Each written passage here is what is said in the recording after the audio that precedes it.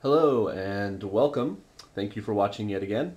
This is blog number 3 about the Jet experience and about coming on Jet.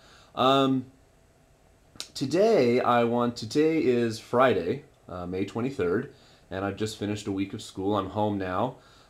Sometimes I come home just after work finishes at about 4:15, 4:30.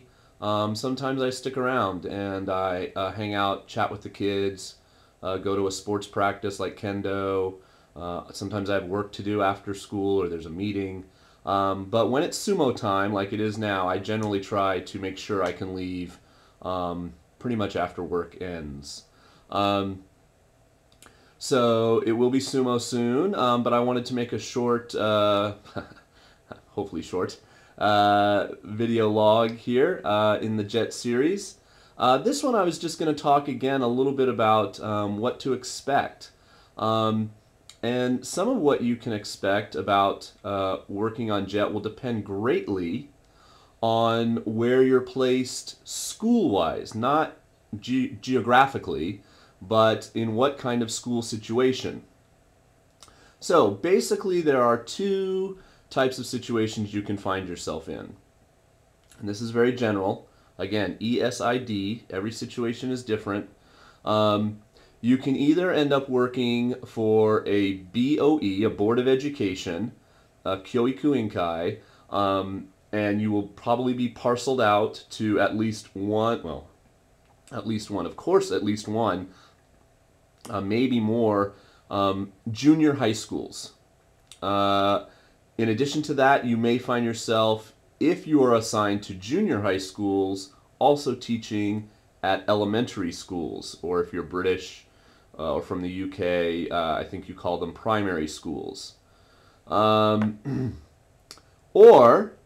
you can be placed at a high school. The high school Jets are generally hired through the prefectural office or Board of Education. Today I'm going to talk mainly about if you're hired to work at a junior high school, because that's my experience.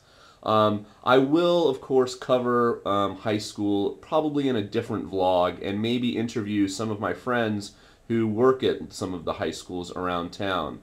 I've been over, I've taught those kids a little bit, but I don't know some of the ins and outs certainly near as much as I do about junior high school, which is where I've been for 4 years. Okay, so let me just give you a little example of my week here this week. So I teach at 2 junior high schools now. My first 3 years I just had one, but last year in the belt tightening and the budget cuts that are happening in Jet, they decided to not hire a new person to replace a person, blah, blah, blah. And so they asked me to teach in an additional junior high school. So now basically I do 1 week at junior high A and 1 week at junior high B, and then back again and flip-flop, flip-flop. So this was week at my main school that I call my home, that I've been teaching at for almost 4 years now. And Monday I had class, Tuesday I had some classes, and then Wednesday and Thursday I had some Shogakko visits. Shogakko is elementary school. So for instance, on Wednesday I went to my local, the closest Shogakko I have, which I can walk across the street to. It takes me about 2 minutes to walk there. And I taught first, second, and third graders. So Ichinensei, Ninensei, Sannensei, so you're talking 7-year-old, 8-year-old, 9-year-olds, around that. So one of the things I had to do on Wednesday was sing the Hokey Pokey, sing B-I-N-G-O, do you remember that song? And I also had to sing If You're Happy and You Know It, Clap Your Hands. So these are things as a 35-year-old, which is how old I was when I first came on Jet in 2004, I hadn't done in a long time. So if you end up at a junior high school and or Shogakko, you will have to reacquaint yourself with childhood songs and activities, which was a big adjustment for me, I will admit, when I first got here.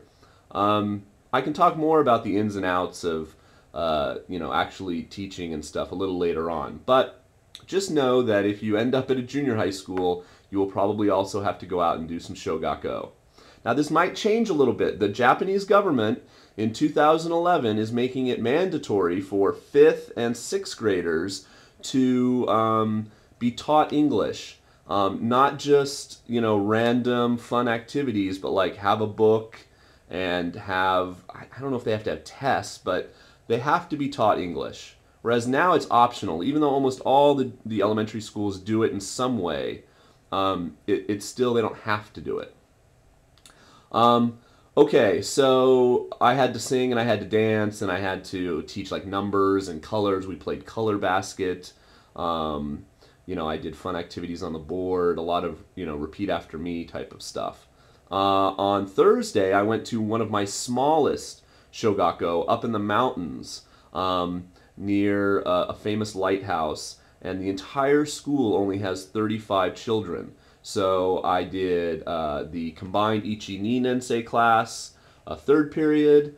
4th period, I did the combined 3rd and 4th graders, San and Yon Nensei, and then I had lunch with the kids. And then 5th period, I did the combined 5th and 6th graders. So I saw the entire school in 3 periods. And again, I just did a bunch of Genki type activities, to let them just have fun with English. I actually did my Jiko Shokai, which I talked about before, for the new Ichinensei. This was the first time I met them from kindergarten. Now they're at elementary school, so I actually introduced myself to them and did that for about 15 minutes in that class. Okay, I'm already at the 7-minute mark. So, at my junior high school this week, I taught kind of a smorgasbord of stuff. I taught regular classes, like Sandensei classes, kind of grammar stuff. I taught what's called optional or sentaku eigo, optional English classes, where the kids are like studying for the Eiken test, which is a kind of a recognized test of English achievement here. And I also taught special needs classes where the kids are very small in number. And I get a lot of one-on-one, and maybe they have some mental or physical problems. So I just did a lot. I worked on my English board. I put up a new display. I studied Japanese. I went out and had PE with the kids one time. You just do a lot of different things to fill up your week. Okay, so I'm going to put some links in the side over there, mustache, to some ESL sites. It's not a bad idea to start thinking about the fact that you are going to be teaching English as a second language.